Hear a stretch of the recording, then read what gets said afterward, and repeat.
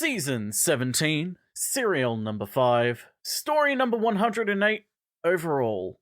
It is The Horns of Nimon, the technically penultimate story of Season 17, but also the actual finale of Season 17. It doesn't feel like due it. to a strike that occurred, meaning that the next story technically never aired, although it did get finished and, decades later and released, so we are going to watch it. So technically we're acting as if this is the penultimate episode, not the final episode. Anyway, The Horns of Nimon, what happens, dear? Well, there's men in round hats and they're talking about their equipment that's shitty, and they're on a trip, and one doesn't want to be patient about anything. They say something happens, and the impatient dude goes to check to see what it is, and we notice he has hostages. And then he comes back, and he's just like, they're inferior pieces of shit, and then we want to go faster, and it will probably overload the ship, but let's do it anyway. It'll make it, because we don't need the ship anymore anyway after this. Then the equipment instantly shorts out, and they're lost in space. And they're like, okay, well, if we find the beacon, we can do it. Oops, too bad we're moving out of control. And the hippies are now scared, don't understand what's happening. The ship is now spinning in space. Meanwhile, TARDIS is also being repaired and moving, even though the Doctor doesn't think it is. And they're like, oh god, we are moving. We're modifying the TARDIS a little, and now everything has gone wrong. And the Doctor talks about what he's deconstructed, and Romana's like, oh my god, and then they're moving scary fast still. But then there's nothing out there, so it's fine. It's not like they're gonna crash. So just, put it back together again. K9 might have died. Yep. His head 180'd, so the Doctor tries CPR and then rotates his head. How dare you? I was waiting for you to respond. How dare you? I'm kidding. I love K9. I would never wish death upon K9. How dare you even joke about that? We see some men in armor, but there's also a mage with a really big collar who calls and talks to everybody about destiny. And the entire warning civilization of this game is finally going to start again. Woo! And then the TARDIS crashes into the other spaceship, even though it's very, very old. So we make a video effect, reach out towards the door, and then they just climb out onto it and board the other ship. Head out. It's pretty great. They do. On the ship, they find various weird balls full of rocks that are super fucking radioactive. They're like gachapon. K9 is sent back to the TARDIS to try to fix it, which, boo. Also, this seems to be a freighter, so there probably is no people on it. Well, let's open this door and find people. Woo! One of them is a prince of something, and they're taking the tribute to Nimon, apparently, and the ship is making its own gravity whirlpool, because maybe someone's making a black hole. Also, all of our gravity is increasing, so let's go through this other door. Wait, no, we're not going to do that because someone has a gun. He calls them space pirates, but then asks if he can fix a ship or not, and he's like, maybe, if you stop fucking putting that gun in my face. He's like, the pilot's dead, but I totally didn't kill him. He tried to, do stupid shit and crash the ship. And also, blah, blah, blah, it's all his fault. Big Collar, by the way, is working on something, and a guard comes in. And transport has disappeared. That's not great. Collar freaks out and tells him to frickin' find it. And the engines are all fucked and the Doctor can make it work. But if the engine, it looks like the engines have new parts on it from all different places. So they want to convert it to use the radioactive ore. So Romana has made her own screwdriver, by the way. That's just a thing now. They walk past the refugees. Yep. Helmet ball dude takes up 2 refugees with him for some reason. K9 basically has found that the TARDIS is really, really fucked up. And we also learned that the Scanlan Empire was a dictatorship and died to civil war. So that's not great. The Doctor is ready to mess with some stuff, and the time whatever is ready to go, and he needs to put the TARDIS back into the shuttle so that it's safe, even though it's not safe to move right at this time. We turn everything back on, and the lights come on, and it's less scary. And then idiot ballhead is like, okay, let's go. He closes the door and then starts to move, and the TARDIS is left behind. Also, the TARDIS's gravity is still increasing now, which isn't great. And the meteors are running into the TARDIS, and Romana is trying to convince the refugees that they're idiots for being scared of the shitty ships. And then she gets very upset that they're heading, away from the TARDIS. And she's like, turn the fuck back! And he's like, no. And she's like, you better fucking do it. And he's like, I have a gun. And she's like, God damn it. No. Meanwhile, the collar dude is snooping around looking for the Nimon. It's a Minotaur. Shocker. Also, a planet is coming straight for the TARDIS and is going to kill the Doctor. So, bye. Yeah. Bye-bye. That's it. Goodbye, Doctor. So, this is, if you haven't picked up on it, and the hint I kind of dropped last episode, this is based on the Greek myth of Theseus and the Minotaur. Several names in the stories are anagrams or near anagrams of names from the myth. Athens becomes Aneth, Theseus becomes Seth, and Minos becomes Nimons, and Corinth becomes Krinoth. The power complex is analogous to the labyrinth, and the Nimon to the Minotaur, obviously. No. There's a few references in this story to it. Like at the end, the Doctor goes, I'm glad I reminded them to paint their ship white. Last time anything like this happened, completely forgot, caused quite a hoo-ha. Is a reference to the part where Theseus forgot to paint his flag white, causing his father, who had an agreement with Theseus to paint his flag white if he came back alive, to jump off the palace in despair, thinking that his son was dead. Mm-hmm. So there's like a little nod and wink to that.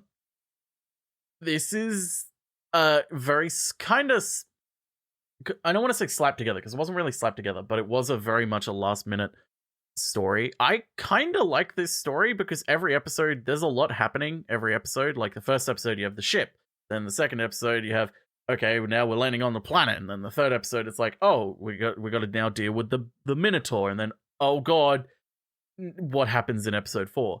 I feel like it's just, there's problems here and there, and a lot of those problems are to deal with, like, they couldn't get anyone else to write for this. A lot of writers wanted to write, like, Doctor Who to be something completely different, or they just didn't know how to write Doctor Who at all.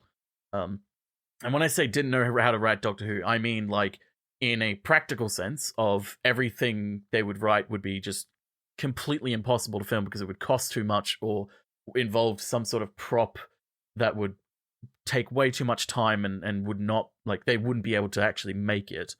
Or they wrote something that's like, this isn't Doctor Who, you've just written, like, an episode of The Bill or something. Like, what are you doing? Like, we could probably make it Doctor Who, but, like, what are you doing? So this initially was meant to be the penultimate story because it was going to be buried by the final story in the finale, which was meant to be this big, epic sort of tale, like Douglas Adams's big swan song of, like, this is all the creativity of Doctor Who in one final piece. So this episode was meant to be like let's just get this week over and done with so we can go to the next one. Unfortunately, a workers' strike caused Because the next episode, Shada, to actually not be finished filming, so it just didn't air. So this episode ended up being the finale, which means it didn't get buried. Whoops. But what happened in the next part, dear? Well, they only have 89 seconds, so they won't be able to do anything. And the Doctor has an idea, and everything is fine. Yeah. The other ship is almost at the place it needs to be. Romana tries to take over, but is put back in the hold and leaves her fucking screwdriver on the console. The Doctor makes the TARDIS spin the whole lot, and it just bounces off the planet and knocks them away from it. Because, And they survived because of spin, basically. Science. Collar is telling the Minotaur that stuff is failing, and the Collar is scared about this being bullshit. And that's not a pun. But he is a big, scary bull man, and Collar is very scared of him, and he also mentions that Minotaur owes them tech, and the bull's like, I'm going to be paid in full, so shut the fuck up and pay me in full, or you're not getting whatever you want. So please, oh Jesus, guard, find that ship, because reasons. And Romana is trying to save everyone and create an uprising, and that they're like, yeah, no. And Prince has apparently been sent to kill Nimon, but then that's a fun addition. And Romana also realizes she forgot her screwdriver. Collar is informed that ship was found again, so he's very excited. And he is the best, most amazing surviving scientist. Everyone else who goes in to that place over there dies. I don't die, though. I'm great. Romana talks to the prince, and he goes, no, I'm scared. I don't want to do this. I'm not even a prince. I lied about that. And Romana's like, okay. And then is told to help land the ship, and she's brought back to the main room. Meanwhile, the TARDIS is still having trouble even doing anything. So they landed everyone and is ready to be sacrificed along with those crystals, but 2 are missing. Romana starts to answer callers' questions herself, and they're like, shut the fuck up. Shut up. Shut up. And she just keeps doing it. And they are like, okay, ballhead dude, who is she? And he's like, she's a space pirate. And she did all these things, and she killed the captain, and blah, blah, blah. You see those 2 missing crystals? I adapted them for the engines. And Caller's like, yeah, how'd you do it? And he's like,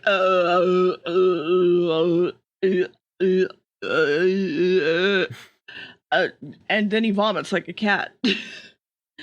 And then, but then Caller sees through it, and he knows he's a liar, and he knows he deviated from the plan. So he's like, all right, we'll go into that area over there with the Minotaur.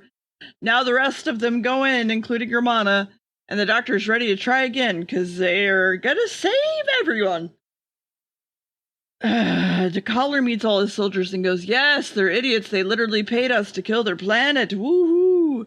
Now in the semi-maze, the ball man has everyone unaware of who he is and a gun. But all the exits are weirdly closing up around him, and he is confused and stupid.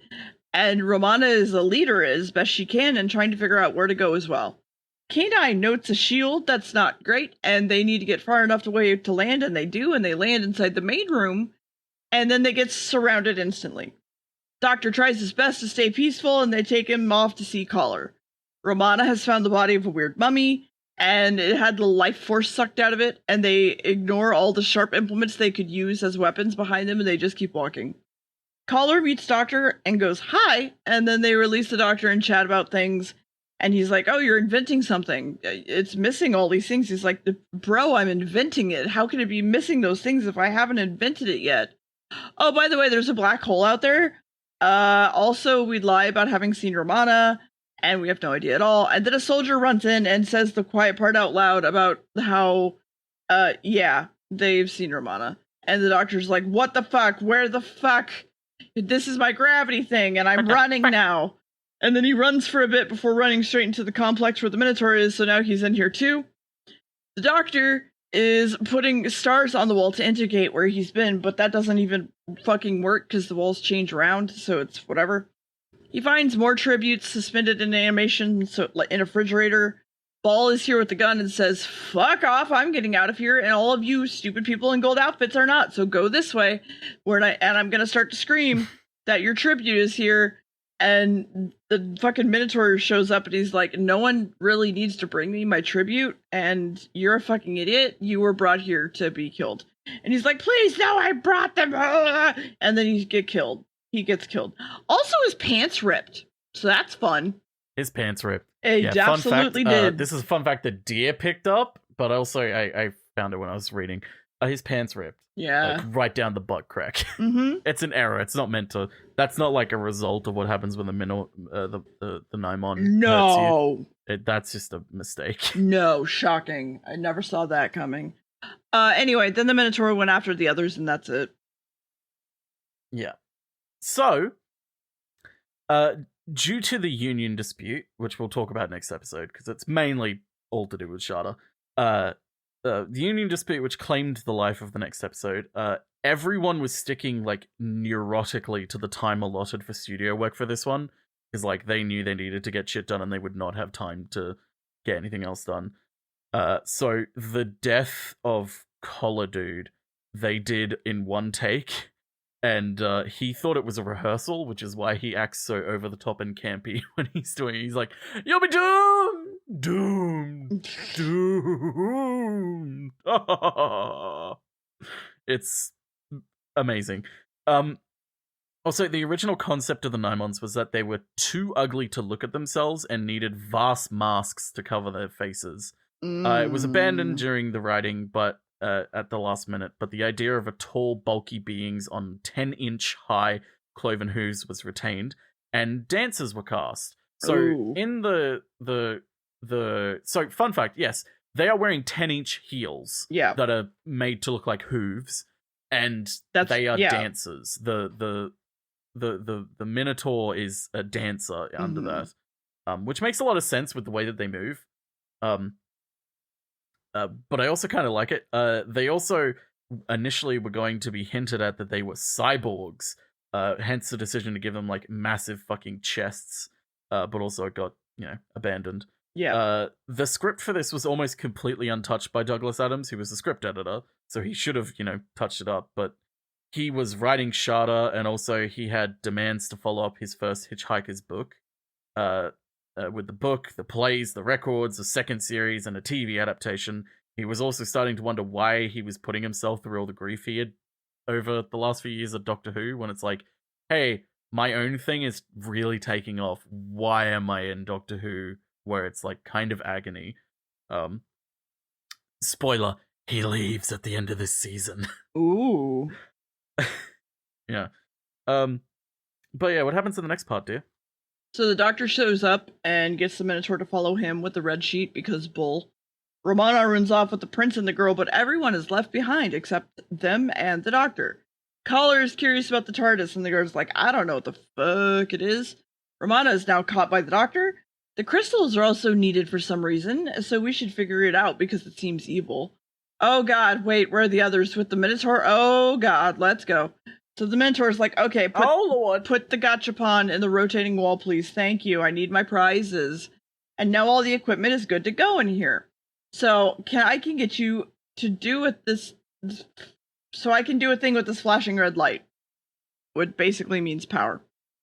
And then the Minotaur starts to attack the other tributes, by the way, so they're fucked, I guess. The Doctor has found the computery bit lab, and it's got a transmitter for energy and takes his horns to work, I guess? Or the horns on the building? And then the Doctor gets the prince to take the gun and then guard the door because they're all good for, like, smart people. They don't need these fucking children here. The entire ship is like a big circuit. It keeps switching because that's why. Also, let's call K9. Collar is like, oh god, it's impossible to open this door. And then punches it like a jukebox and it opens the door. And K9 leaves and they're like, oh my god, what is that? And they freak out and it turns into a gunfight and K9 wins, but then they just pick him up and take him to a lab. The Doctor and Romana still can't figure out what the ship is. It's the directional beam something. It's apparently making the black hole and has no idea about what's going on. Collar has no idea what's going on. Cut to Collar explaining what he gets out of this, ships, equipment, etc. That's what he was told. Guard questions Collar about why they would even do that for them and what's in it for the Minotaur. And he's like, don't question it. We're playing with them, don't you see? Guard and Collar talk right around K9, letting him in on the entire conversation of genocide and power. The prince and girl are guarding the door and they hear the Minotaur, so go tell the Doctor. But oh god, look for places to hide, and they all do. The Minotaur comes in, does some sciencey stuff, pulls a lever. The Doctor unhides a little bit occasionally, trying to figure out what he's doing, and he can't figure it out. But too bad Collar can't figure out K9. And then the entire complex lights up, and Collar is very excited about this because it means that he did his job. He heads back to the area again, of course, ready to figure out what's going on. And the chick with the prince is a little shit and should probably get offed. And that's one line in my notes, and I'm just going to read it as it is. And then suddenly, an egg-looking thing is beamed on board, and he heads for it, unlocks it, and more Minotaur come out. And oh god, they're gonna take over. Oh no. We need to ramp up the migration of all the Minotaurs here. So oh god, they use the black hole to pull the ship through so it doesn't need engines. The kids are put back on guard and we need to figure out what to do and also not blow up the planet. Romana is in charge of looking at the capsule very closely and learning all the things about it. Collar is excited and headed further into the complex, but an alarm that sounds the Doctor set off sounds, and it scares Romana. And they're like, we can maybe send everything back to where it came from if we do this just right, even the Minotaurs. And Romana's like, cool, and runs back to what she was doing. And instead of running, the Doctor pulls a switch, and Romana, inside the ship, gets sent away. So we need to switch it back, right? There's time to do so. The Collar literally just shoots this device, when he shows up to stop the Doctor, and so he's like, oh, good. Romana's probably dead now. So, yeah. Which is sad, because I do like Romana. And the Doctor's gonna die at Diamond Point. At Diamond Point, yes. Very important to include at Diamond Point. Mm-hmm. Because it's true. It's also kind of worth noting, at this point, Lalla Ward, who played Romana, was almost as prominent as Tom Baker in terms of an actor. She was cast as Ophelia, opposite Sir Derek Jacobi, in the BBC's production of Hamlet, which also featured Sir Patrick Stewart as King Claudius, and also appeared on multiple other productions of multiple other things, high profile. And funnily enough, the appearance, the set of the Nimon's lair was kind of reused for a few other things as well. And one of the things that Lalla Ward did was illustrate a book on astrology for pets. Mm-hmm. I just thought I'd mention that. Okay. So with the, I mean, astrology for pets. What? How do you even? That's, I don't know. Anyway, Graham Williams, who was the producer, remember, had sent a memo to the drama department of the BBC apologizing for the fact that he was using so many familiar writers. Not that anyone in the drama department really cared. He commented on the time wasted by new writers who didn't seem to have ever watched a whole episode, or he wanted to turn the program into some other series, or had suggested something not even remotely practical.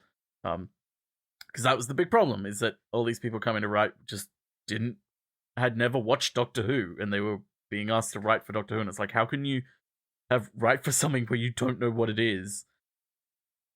Which I agree with. I mean, especially with something with like quite a long history, you don't have to watch all of it, but at least watch, a few episodes to get at yourself least one.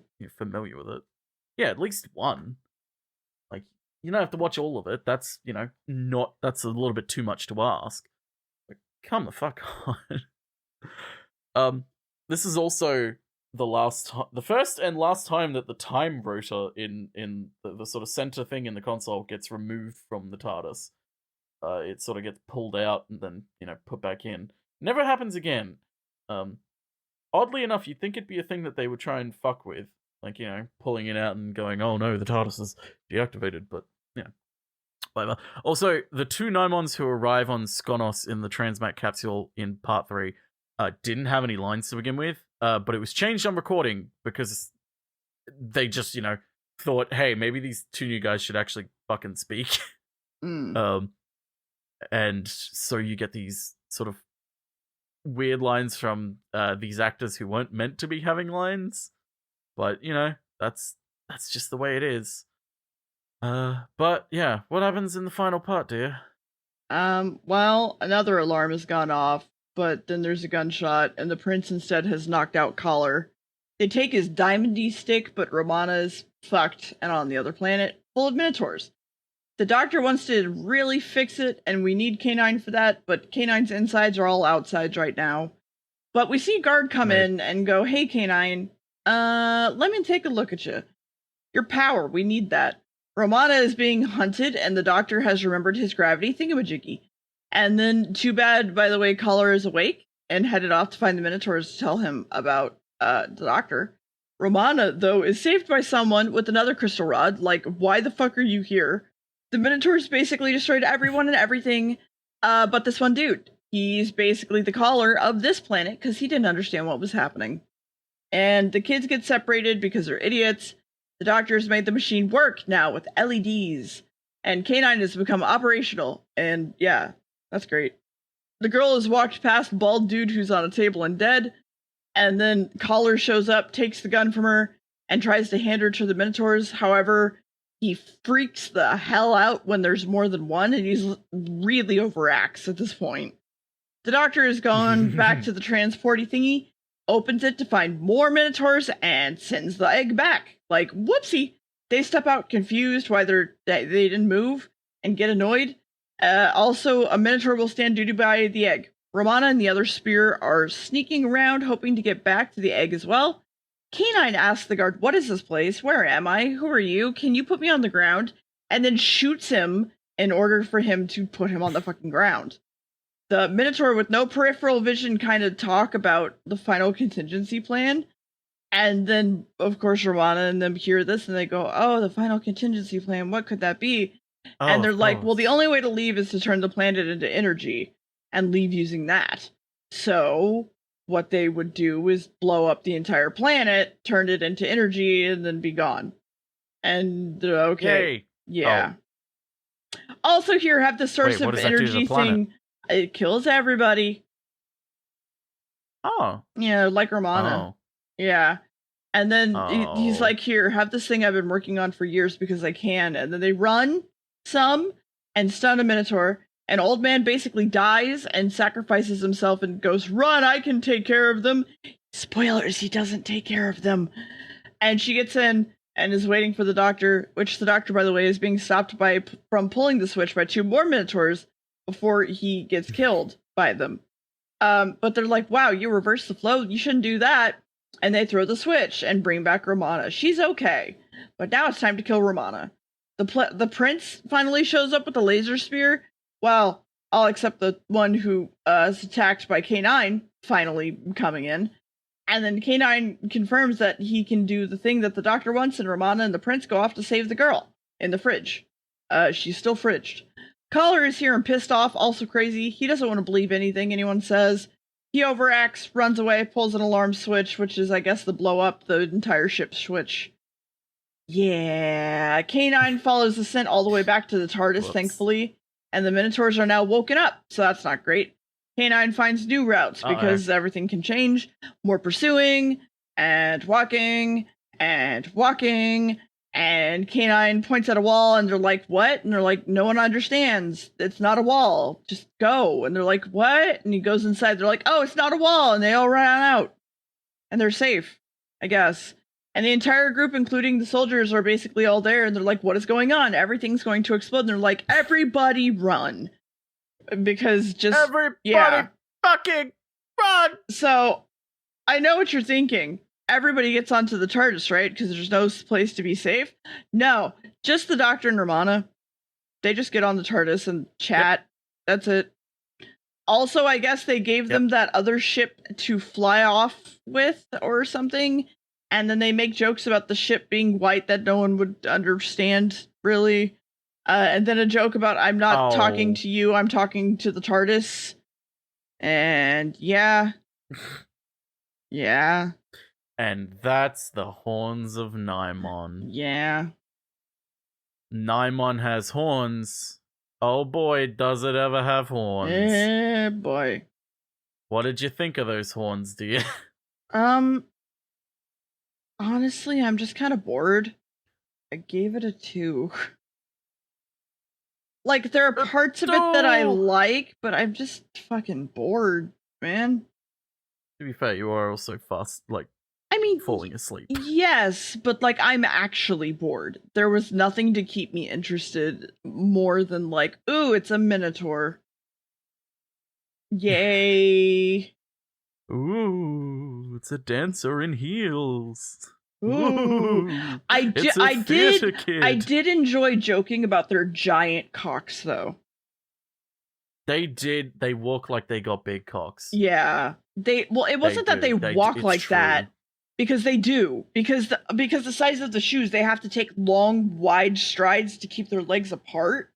So it does look like they walk with giant dicks. But when they, go to bend down, they don't bend down. They squat at the knees. They squat. Yeah.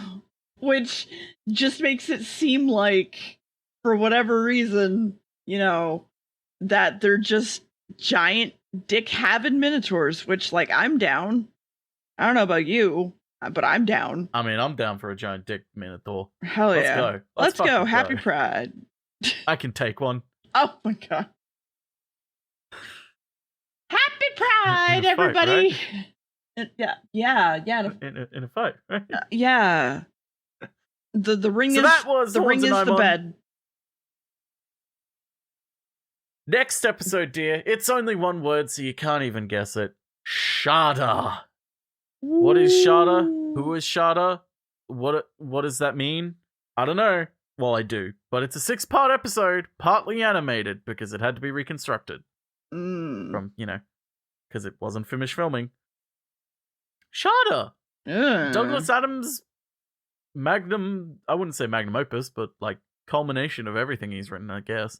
Shada, anything else you want to add, dear, before we say goodnight? No, not particularly. I'm pretty good, actually. Why not, dear? Why not? I'm fucking tired, man. We're all tired. We're so tired. But now we can sleep because Skonos is safe. Woo. And so is Anna. Good night. Good night, everybody.